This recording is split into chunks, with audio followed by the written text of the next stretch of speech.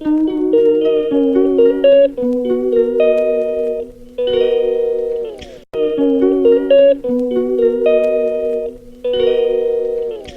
everyone, welcome back to my channel Mamra Sarkar and welcome back to my new another video. আমি তোমাদের সাথে আছি মাম, বলে এসেছি আরো একটা মজাদার ভিডিও নিয়ে, তো দেখতে থাকো।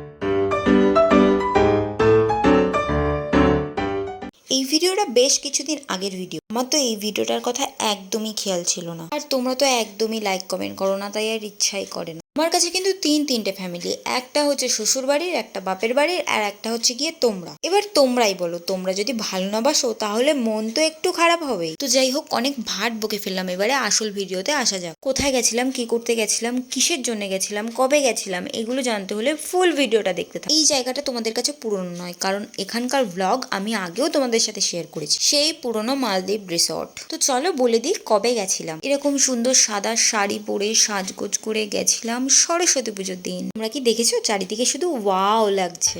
ওয়াও চারিদিকে দেখছো কিরকম ওয়াও না?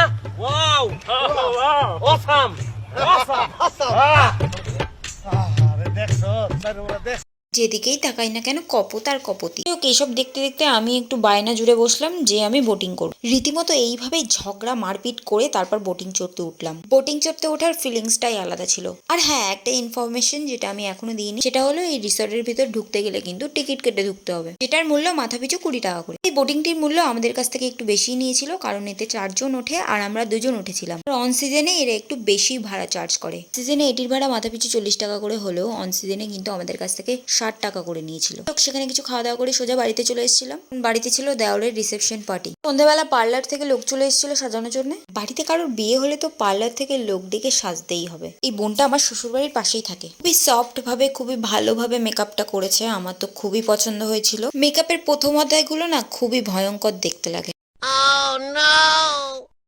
যাই হোক, খারাপ না লাগলে তো ভালোটাও তো লাগবে না, তাই না? এই বোনটার সাথে আরো একটা দিদি এসেছিল, কারণ আমরা 3 জন সেজেছিলাম। আমার এদিকে মেকআপ চলছে আর ওদিকে দিদি ভাইয়ের শাড়ি ট্র্যাপিং চলছিল। হাতে ফোন নিয়ে ভিডিওটা ওইভাবে অন করে রেখেছিলাম। তারপর যখন নিজের মুখ নিজে দেখলাম, ভয় লেগে গেছিল। যখন আমি মেকআপ দেখতাম তখন ভাবতাম যে ইমা, এরকম ভূতের মতন লাগে, তাও কেন মানুষে মেকআপ করে। তারপর আস্তে আস্তে বুঝলাম এটা তো বেস মেকআপে এরকম একটু ভূতের মতনই লাগে। তারপরে যখন ব্লাশার, কন্টোর, হ্যানা ত্যানা এগুলো যখন পরে, তখন দেখতে অনেকই সুন্দর হয়ে যায়। আমার এই ভূতের মতন চেহারা দেখে এই দিদিটাও অবাক হয়ে গেছিল।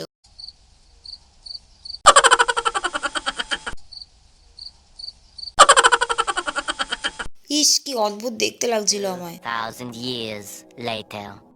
1000 ঘন্টা পর অনলি মুখের মেকআপটাই কমপ্লিট হয়েছিল। এখনো তো হেয়ার বাকি, শাড়ি ড্র্যাপিং বাকি। চলো ফুল ভিডিওটা দেখতে থাকো। এদিকে আমার ননদ বারবার দেখে যাচ্ছিল যে আমার মেকআপ কমপ্লিট হলো কিনা। আমি বললাম যে এখনো হেয়ার বাকি, শাড়ির ড্র্যাপিং বাকি। যে মেকআপ করলে না অতটা অস্বস্তি হয় না, কিন্তু কেউ যদি করিয়ে দেয় না, সময় কাটতেই চায় না, প্রচন্ড অস্বস্তি হয়। চলো বাদ বাকি সাজগোজটা কমপ্লিট করে দেখা হচ্ছে ভেন্যুতে।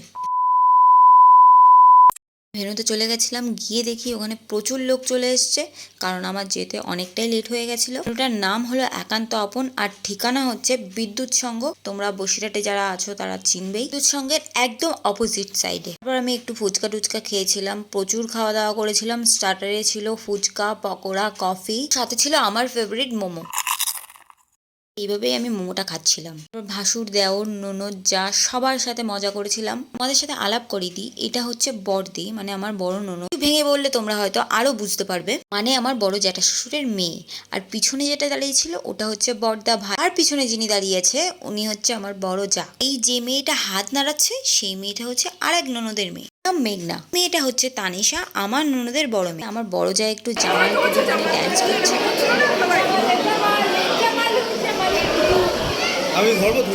হ্যালো, আমার বড় ননদের সাথে তো আলাপ করেই ফেলেছো, এবার করাই পাশে যিনি দাঁড়িয়ে আছে হচ্ছে আমাদের বাড়ির বড় জামাই, মানে আমাদের বড় জামাই বাবু। দি জামাই বাবু, তোমরা তো আমার ভিডিও দেখবেই আমি জানি, তো তোমরা কেমন আছো অবশ্যই কমেন্টে লিখে জানিও। তারপরে এদিকে চলে আসলাম আমার নিজের ননদের কাছে। সে তো লুকিয়ে লুকিয়ে চলে, সে তো মোটে ক্যামেরার সামনে আসতেই চায় না। সেদিনকে জোর করেই দিদিভাইকে ক্যামেরার সামনে এনেছিলাম আমি। তারপরে আমরা সবাই মিলে একসাথে খেতে বসে গেছিলাম। পিছনে দেখলেই বড় জামাইবাবু চেয়ার নিয়ে টানাটানি করছিল।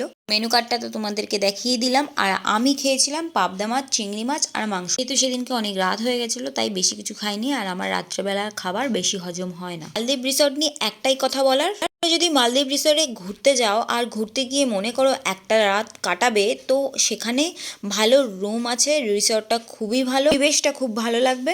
তো তোমরা যদি চাও আমি একটা রাত স্টে করে ওখানে তোমাদের সাথে শেয়ার করব, তো কমেন্ট করে জানিও। লাস্টে দেখো সব হল্লাবাটি একসাথে হয়ে গেছে। তো আজকের ভিডিওটা এইটুকুই। ভিডিওটা ভালো লাগলে অবশ্যই একটা লাইক করবে, কমেন্ট করবে আর সাবস্ক্রাইব করতে ভুলবে না। পাশে যে বেল আইকনটা আছে সেটা ক্লিক করে রাখলে আমার ভিডিও সবার ফার্স্টে তোমাদের কাছেই পৌঁছবে।